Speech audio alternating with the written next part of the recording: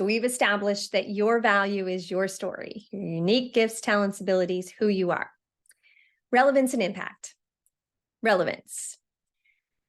I use this story to illustrate and describe relevance, and it's kind of silly, but it makes the point. So let's say you were the very best award-winning sandcastle builder in South Florida, and you move to Des Moines, Iowa. You're going to have a relevance problem probably, because even though you won awards and you were well known in South Florida for your gifts, talents, you were valuable in South Florida. Now that you're in Iowa, you don't have sand. And so your gifts and talents are no longer relevant in Iowa. And you got a couple choices. You can ask yourself, how do I distill my gifts, talents down into a way that I might be able to use those in other ways where I am? And that could be the same thing if you change roles. Or you can say, I'm not in the right place to be relevant with my gifts and talents. I'm going to have to go back to a place and live where there's sand. So we are responsible for finding relevance for our gifts and talents. We're not waiting to be chosen. We're not waiting to be promoted. We're not waiting for permission. We're saying, I'm here, standing tall in my story. I know who I am. I'm taking care of myself. I'm ready to be relevant and make an impact. I'm looking for ways that I can be relevant. Another example of this might be, let's say that you were an amazing marketer back in, I don't know, late 90s. And everything about business and marketing changed with digital transformation and technology.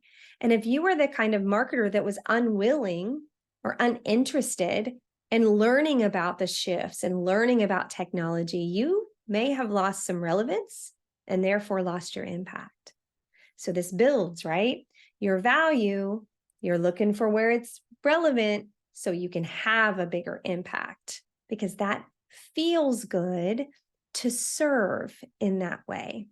So we're looking for ways that we can feel relevant and impactful. Feelings, first human to human.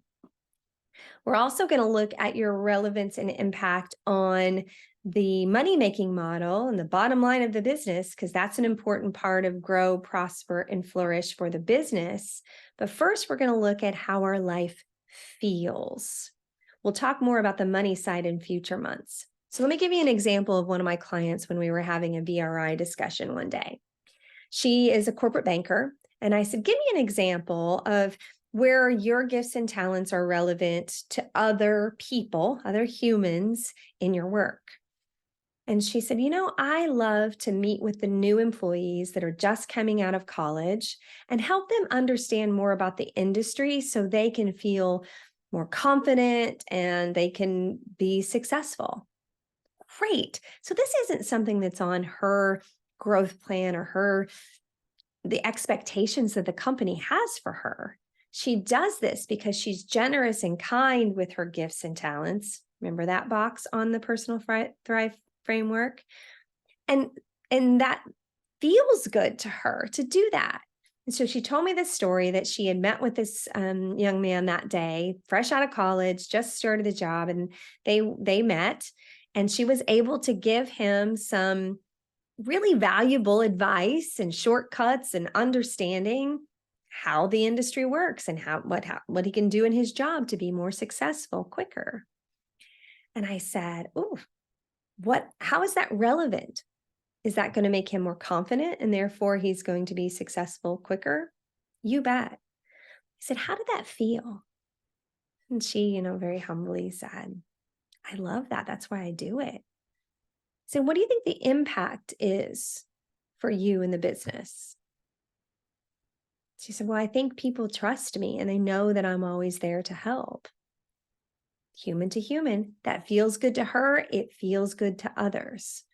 Who's it for? Why does it matter? Are questions that we're going to use in this value, relevance, and impact place. I said, okay, so what about this young man? after you met with him, how do you think he felt? Again, she super humble and she said, I could tell it meant something to him. I said, was he more confident? She said, yeah. I said, so his ability to be successful in the job quicker increased impact. And not just in that moment, but I said, how did you feel when you went home that night? Were you in a better mood, which means your connections at home with your spouse and your kids went better because it felt good to be relevant and make an impact human to human? Yeah. I said, how do you think he felt when he went to his apartment or his house and, maybe went in and said to his roommates, hey, I had a great day. Let's go out and have a beer. Was he able to be more confident and feel safe in his job because he was connected human to human, which then made his connections outside of work better that day? That's the ripple effect of our impact that we have, human to human. And sometimes these don't show up on your goal list for the year or a task list somewhere.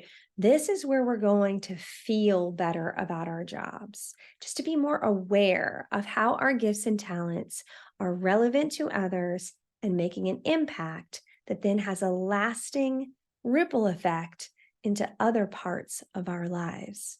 So again, we're measuring thriving based on how it feels first, human to human.